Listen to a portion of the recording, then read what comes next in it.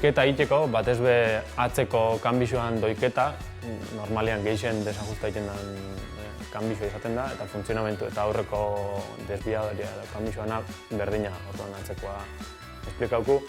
Atzeko kanbixoan doiketa egiteko 3 pausu nagusi dauz. Lehenengo, kanbixoan limite esteriorra fijau bida, hau da, kateia pinoi txikitik kanpora ez jausteko limitea. Ondoren, goiko limitea, hau da, pinoi handitik gurpilan aldera ez jausteko limitea. Eta ondoren, sinkronizazioa, hau da, ondo igo eta ondo jaisteko ajustiakin. Orduan, pauso fateko. Lehenengo pausua izango zen kanbixoan kablia askatu. Hortarako, kablian fijazioan torlojua soltauku. Eta behin hori inguna da, kateia plater haundixian jarri, kateia linean egoteko ajustia finagoa izateko. Ajuste esteriorra itxerako orduan, eukiku kanbixoan, eukiku 2 tornillotxo. Baten L letria jarriko dau, eta bestean H letria jarriko dau. Horrek gure esatea L low gear inglesez eta H high gear, bai inglesez.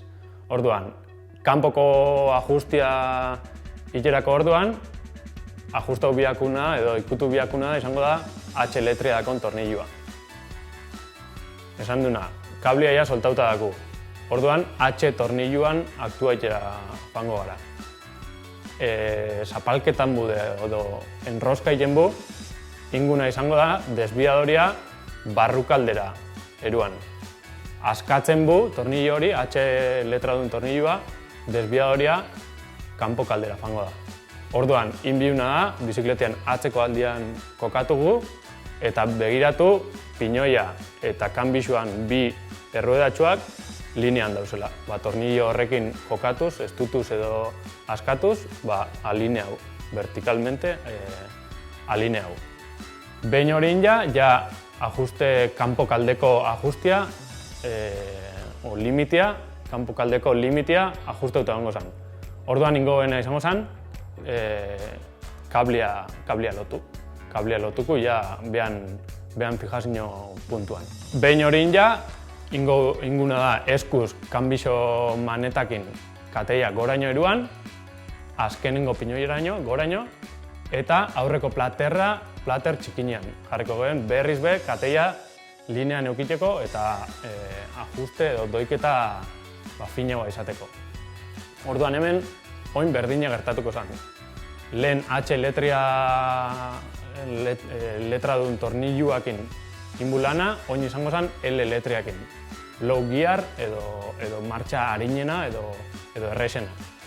Orduan, estutu ezkero tornillo hori, berriz be desbiadoria fango zen barrukaldera. Baina kasu honetan barrukaldera ez gurpil barrura, baizik eta kanbixoak egiten dauen rekorrido horren erdialdera. Bi kasutan torlojua estutuz, egiten dena da behan tramo edo baremo horren erdialdera fan. Eta askatu ezkero, beti kanpora. Beti estutuz, itxi eta askatuz, zabaldu. Orduan berriz berdina ingo gehen. Pinoi handixa eta kanbixoan 2 erruedatxoak linean itxi.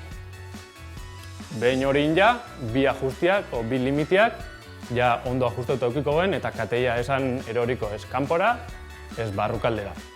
Baina, oin eukiko gehen oin biharreko azkenengo paso izango zen sinkronizazioa. Hau da, kateia ondo igotea, pinoitik pinoera banan ondo igotea eta ondo jaistia. Hemen azkenean zer da kanbixoan funtzionamentua, zertan datza. Dau kable bat, tira itxauena kanbixoari kateia goruntz fateko, eta kanbixoak dako barruan muelle bat, kable hori askaketan dunean guk mandotik, berriz buelta itxeko beruntz. Orduan da lehia bat kablea eta muellean artean. Hortarako, inbiakuna da, izango da, kablian tensioekin jolastu, frenuan kasua moan. Vale, orduan, kanbixuak atzeko aldian eukiten dau tuerkatxo bat, eta manetan daku beste tuerkatxo bat, askatu eskero, inguna da tensio gehiago emun kabliari. Vale? Eta lotu eskero, tornillo hori, edo tuerkatxo hori, pasauko zan, tensio gutxi okuko den kabliak. Orduan, ez bada igoten kateia ondo gorutz, gura du izatea muelliak irabazten dagoela. Kabliak ez dako tensio nahikoa gora igoteko. Orduan, askatu inbiako goen. Vale? Igoteko arazoa baldin badau, askatu inbiu. Jeisteko arazoa baldin badau, lotu inbiu. Torlojo hori. Eta prest.